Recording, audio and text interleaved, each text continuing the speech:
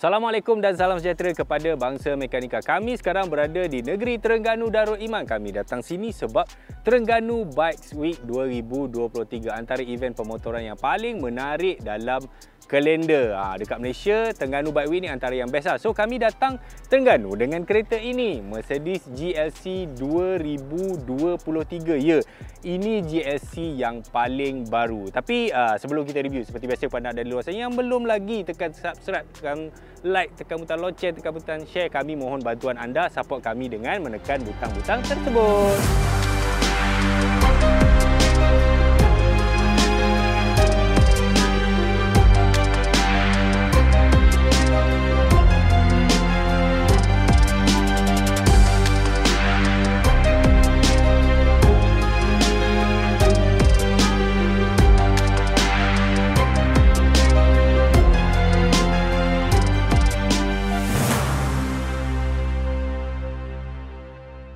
SUV, Sport Utility Vehicle. Mercedes ada rangkaian yang penuh kalau anda tengok pada hari ini. Dia ada yang paling kecil sampai yang paling besar. Dia ada GLA, dia ada GLB, GLC, GLE, GLS dan juga Maybach dan juga G63 yang paling moden, yang paling kotak pun ada. Jadi rangkaian dia penuh. Sebab apa? Sebab SUV ni kalau anda nak tahu memang pasaran yang sedang menggila dalam market. Jadi sebab itu setiap jenis pengeluar dia ada SUV yang masing-masing, termasuk juga jenama-jenama premium. Jadi di mana posisi GLC ni? Kalau anda nak tahu, ini adalah generasi kedua.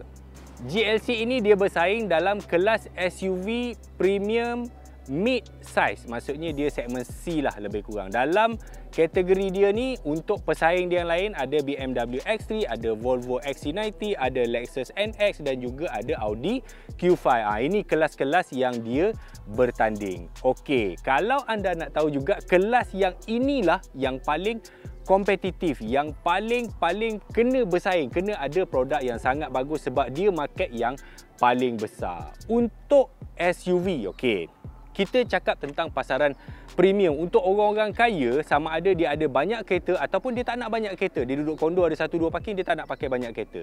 Untuk yang nak pakai banyak kereta, mungkin dia beli GLA yang kecil bagi bini pakai, orang gaji pakai. Dia ada yang besar, dia ada GLE ataupun GLS yang ada 7 seater, boleh bawa jauh, jalan jauh. Itu profil pembeli untuk SUV. Tapi kalau dia kaya tapi dia tak nak pakai, dia nak pakai sebiji saja, ya, kebarangkaliannya dia akan beli GLC ataupun GLE. Sebab itulah model-model begini penting dan juga laku. Sebab tu kami nak ceritakan tentang kereta ini. Ini adalah generasi kedua GLC yang keluar di pasaran pada tahun 2023. Dia menggantikan GLC yang pertama yang keluar since 2015 sampai 2022. Mungkin orang yang first tengok, bang, macam sama je bentuk dia. Ya, kalau anda berada atas jalan, memang orang tak perasan akan tahu model ni model yang totally new. Padahal ini adalah dah generasi kedua. Dia dibina di atas platform yang baru. Maksudnya kalau anda tengok C-Class W206 yang baru tu, itu sedan dia, yang ini SUV dia. Platform dia sama, totally new. Kereta ni dia punya wheelbase dia 15mm lebih panjang berbanding GLC dulu. Dia punya lebar ni, dia dah lebar lagi. Maksudnya lebar dia pun 60mm lebih lebar berbanding dengan first gen punya GLC. Basically, this is a totally new, 100% new. Reka bentuk yang paling ketara kita boleh tengok berubah di bahagian depan ni. Kalau kita tengok GLC yang lama tu, muka dia lebih kepada family man, lebih baik. Yang ini lebih nampak sukan, lebih nampak sporty. Apatah lagi untuk varian ini, GLC 300 AMG line. Jadi trim-trim dia ada kemasan daripada line up AMG lah. Kalau anda tengok barisan produk-produk Mercedes zaman sekarang, Mercedes modern, dia tak ada lagi dah logo tertimbul ke atas tu, tak ada dah. Logo bintang tu semua dia susun dekat bahagian jeriji, dekat bahagian grill. Dan lubang-lubang dia ni sebenarnya besar, memang untuk menyejukkan dia punya bahagian enjin lah. Untuk AMG line, okey, dia ada lagi trim dekat bawah ni. Personally saya memang suka dia punya cara dia habiskan bumper ni. Okey, nampak dia punya trim hitam ni, dia accent dia ada accent chrome. Lepas tu ini memang lubang angin ni lubang yang betul, bukan lubang tipu. Dia memang ada angin masuk dan juga menyejukkan tayar dan juga brake. Dia punya lampu, okey, kalau BMW dia ada laser light, kalau Audi dia ada matrix lah, whatever lah, banyak teknologi lampu baru. Teknologi ni memang kita perasan. Kalau dulu daripada halogen, dia berubah jadi xenon light, HID, lepas tu ada projector jadi LED. Lepas atas daripada LED, keluarlah lampu-lampu yang macam ni. Mercedes dia panggil Mercedes Digital Light. Dia ada matrix dan juga segala jenis teknologi. Dan juga dia punya DRL memang cantik. Dia ada satu line, lepas tu dia ada dua macam kening mata macam tu kan. Memang handsome. Kalau daripada bahagian tepi, memang kita susah nak bezakan antara generasi pertama dengan yang ini, generasi kedua. Dia punya bentuk, siluet, garis badan dia nampak macam sama, padahal lain, memang totally baru. Dia lebih panjang wheelbase ni, 15mm lebih panjang. Dekat tepi, untuk AMG line ni memang dia datang dengan roof rail dan juga dia punya side step. Side step dia, kalau dalam industri automotif SUV, kelas SUV ni, saya rasa Mercedes GLC yang paling cantik side step bila dia pasang dekat kereta. Dia nampak macam dia design daripada awal supaya side step tu duduk di situ. Bukan dia pasang selepas keluar daripada showroom. Nampak memang blend dengan body. Dia tidak terlalu lebar dan juga tak terlalu kecil. Praktikal kalau ada anak kecil nak masuk kat belakang kan, lebih senang. Okey. Sebelum ni, model generasi pertama pun dia dah pakai rim 20 inci. Yang ini pun dia pakai rim 20 inci. Cumanya bagi saya dia agak ekstrim. Untuk tayar depan dia, lebar dia 255. Untuk tayar belakang dia, lebar dia 285. Bagi saya ia sangat lebar dan ia mengganggu sedikit dia punya pengendalian. Yang itu saya akan cerita sekejap lagi. Okey, untuk perbandingan, ini SUV 5-seater compact C. Bayangkan ini SUV C segmen 5-seater, tayar 285. XC90 7-seater, lagi besar, lagi panjang, lagi lebar, baru 275-20 tayar dia. Yang itu dia ada mengganggu sikit. Yang itu saya akan cerita sekejap lagi. Design moden Mercedes juga, kalau anda perasan belakang dia memang sangat identical. Daripada GLA sampai ke GLE baru, GLS lampu dia dah start menipis, menguncup. Jadi beginilah reka bentuk, bulat-bulat, tapi dia masih blend, masih juga sama dengan bahagian depan tu. Kalau kita potong kereta ni, letak kiri dengan kanan, depan dengan belakang ni, kita nampak sama, memang kena. Especially dekat bahagian bawah, trim exhaust, chrome hitam, dia memang masuk. Saya nak cerita satu benda unik dekat belakang ni. Kereta ni ada 360 kamera dengan AR kamera, maps, navigation, semua ada. Tapi dia punya reverse kamera ni memang unik. Memang anda tak akan nampak dekat sini. Tapi dekat mana? Kat dalam ke? Kat bawah ke? Jadi kat mana kamera dia? Kat mana? Tak ada kat sini. Kat dalam? Tak. Bawah ni? Bukan. Kamera dia tersorot. Dia akan keluar bila kita masuk gear reverse. Bang, masuk reverse bang. Bila masuk reverse je, dia terus keluar. Lepas kalau kita berjalan atau kita masuk parking, kamera tu terus menyorot. Bang, masuk P bang. Macam itulah bila kita jalan ataupun kita masuk P, dia terus hilang. So belakang ni akan nampak sangat clean dan sangat bersih. Tak ada benda asing dekat belakang ni. Pow. Bijak.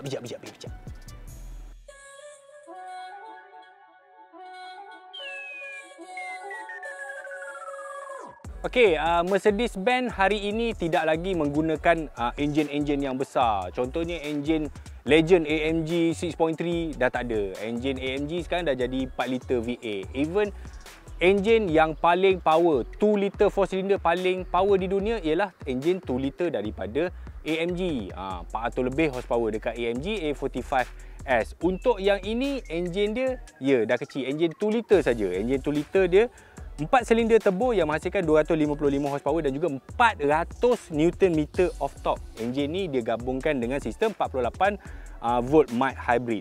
Dia punya transmission 9 speed, 9G tronic dan juga 4matic. 4matic tu 4 wheel drive lah. Okey. Dia pun juga dipasangkan dengan ISG integrated starter motor yang menambah lebih kurang dalam 23 horsepower yang berfungsi untuk coasting dan juga smoothness idle start stop engine. Basically, waktu kami drive kereta ni, saya enjin langsung saya tak ada problem. Enjin Mercedes moden, anda memang akan terkejut bila tengok ada macam A-class enjin apa? 1.3. 1.3? Ya, 1.3, 1.5, 1.6. Enjin dia memang dah kecil-kecil tapi sangat efisien dan juga sangat power. Power.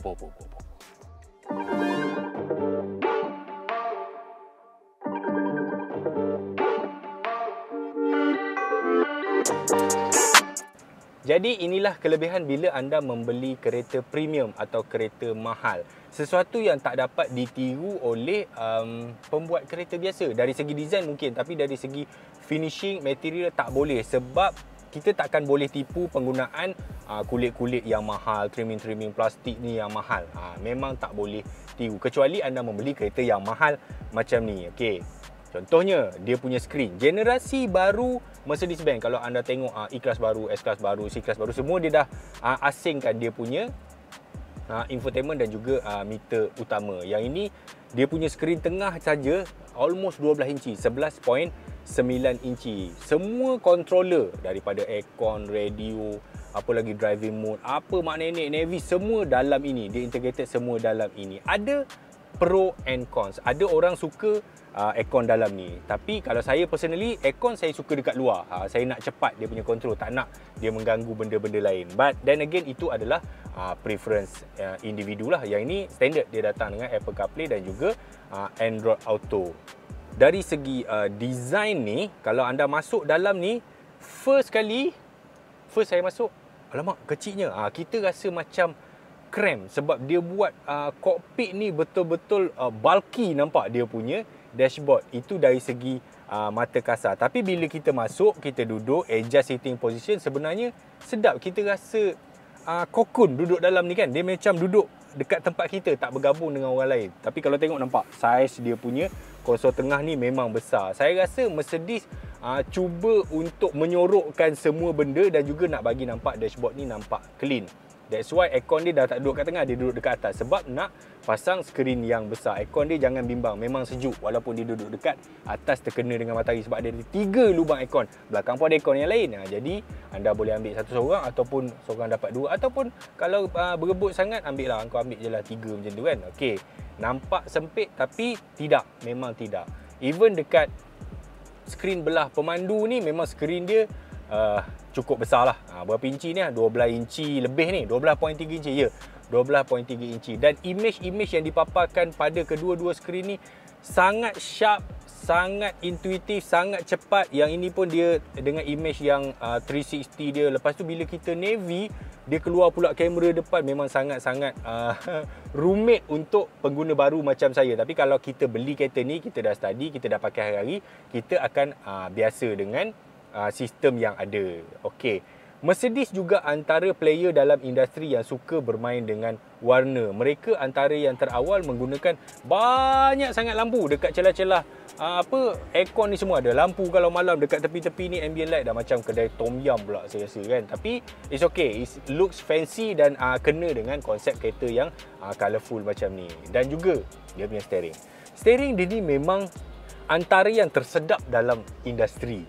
Yang gemuk, sedap nak pegang, finishing perforated radiator ni, dia ada hum dekat sini kan. Kita pegang dekat mana pun kita rasa sedap dengan steering ni. Switch-switch dia pun senang pakai. ACC apa semua tu dah tak macam dulu. 3-4 step nak kena tekan untuk dapatkan adaptive cruise control. Sekarang 1-2 switch dah boleh senang. Dia punya size pun cun-cun saja. Bagi saya memang suka. Cuma ada beberapa benda yang saya rasa dia boleh improve ataupun tak tahu benda ni annoying bagi saya. Contohnya bila kita nampak clean macam ni, jadi mana kita nak letak barang-barang lain. Banyak tempat letak barang ada dekat glove board, dekat pintu ni semua besar. Dekat dalam ni pun boleh letak. Ada lagi USB C to C, output C lah. 2 dekat sini, dekat dalam ni pun ada. Jadi dia nampak clean. Cup holder kita terletak di bahagian ini. Carbon fiber, aluminium trim, slide baru nampak sini. Dia ada wireless charger. Cuma wireless charger dia duduk dekat dalam, tersorok. Nak ambilkan kamera pun susah. Jadi wireless charger ni kena masuk kat sini. Cuma bila kita letak minuman, contohnya minuman yang kecil, saya rasa masih okey. Pun susah jugalah. Apatah lagi kalau kami yang warga emas ni nak kena ada air panas, ada kopi bila driving kan. Bila kat sini, dia jadi agak susah untuk ambil dekat belah sini. Saya rasalah dia macam susah nak keluar masuk macam ni. Dia tidak ergonomik sangat lah. Saya rasa kereta ni mungkin dia asal design ni untuk left hand drive, untuk German semua kan. Jadi orang drive belah sana, jadi dia nak ambil tu mungkin senang sikit. Saya rasa, saya mungkin salah, tak tahulah. Tapi ini cuma saya punya komplain lah. The rest saya rasa okey, benda-benda kecil saja ni. Kalau rasa tak nak tu, beli je lah air kecil. Tak pun minum je lah kat rumah. Apa masalah kau ni? Kau nak minum tengah mandu, bahaya. Dari segi driving, ya, apa yang anda expect dari sebuah jenama mewah, apalagi Mercedes? Ya, kereta ni memang dicipta untuk keselesaan. Okey, keselesaan, maksudnya keselesaan tu lembut lah biasanya. Okey, untuk kereta ni dia ada banyak driving mode. Dia ada ekonomi, dia ada sport, dia ada macam-macam lah, kita boleh pilih. Kami kebanyakan masa kami duduk dekat comfort. Okey, walaupun duduk dekat comfort, bila anda lalu di permukaan jalan yang terhebat di Malaysia, iaitu LPT2, yang mana jalan bergelombang dia lebih banyak daripada jalan yang rata, kereta ni dia busy sikit. Jadi dia sedikit rasa melompat-lompat dan sedikit rasa pening kalau duduk dekat belakang. Bila anda laju, maksud saya dalam 16, 18, ya memang kita orang buat laju dengan kereta ni, tak payah nak bersembunyi lagi lah. Sebab memang kereta ni sedap dan juga selesa. Cuma, ya, bagi saya, personally, saya rasa suspension dia tune on the lembut side, bukan dia sporty side. Untuk anda yang bawa agresif, berhati-hati kalau nak corner, kalau nak jalan yang memang tak rata, dia ada sedikit tidak selesa. Saya rasa itu mungkin disebabkan faktor setting tayar dia. Sebab 285 untuk belakang ni, contact patch dia bagi saya terlalu besar. Terlalu besar. Bila contact patch besar atas jalan, sebarang ketidakseimbangan, maksudnya jalan yang tinggi rendah di kiri kanan berbeza, anda akan berasa dengan lebih cepat. Apatah lagi SUV, sebab SUV dia tinggi, jadi titik gravity dia tu kita nampak bergerak dengan banyak. Again, this is a GLC, supposed to be like mid-class Mercedes SUV. Kalau kata anda rasa, anda dah test, anda rasa oh tak sesuai lah, saya rasa saya nak yang lagi selesa, boleh, anda boleh beli GLE yang lagi besar. Yang itu harga dia almost 500,000 lah. Yang ini 400 lebih je. Tapi dari segi overall, untuk anda yang nak pakai kereta ni hari-hari, bawa relax, balik kampung, up market sikit, kereta ni memang boleh belilah. Memang boleh beli kalau cukup duit lah. Harga dia RM430,000. Okey, itulah dia video. RM430,000 mahal sangat. Mahal sebab anda tidak mampu. Kita tidak mampu, kita rasa mahal. Tapi untuk orang yang mampu, dia boleh beli rumah 2-3 juta. Dekat rumah dia ada Range Rover Vogue harga 2.2 juta. 430 ni macam dia beli Azia je. Itulah perumpamaan dia. Okey.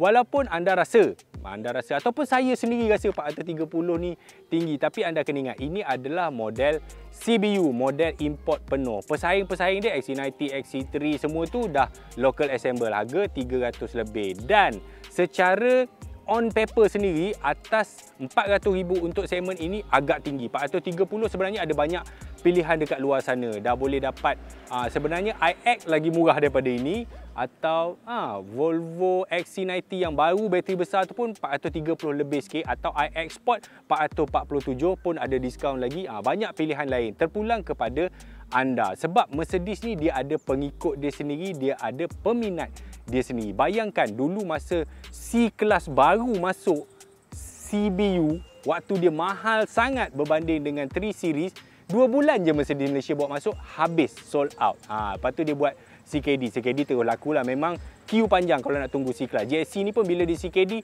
dia CKD ke? Itu kita tak tahu. Tapi kalau kita tengok sejarah sebelum ni, memang akan lama dia punya queue nanti. Ini SUV premium kegemaran rakyat Malaysia. Itulah kesimpulannya. Baik, itulah saja video kita pada hari ini. Kepada anda yang mungkin baru saja menemui channel mereka dengan channel ini, like dan butang subscribe, butang like dan juga butang lonceng. Okey, kami nak pergi makan keropok losong.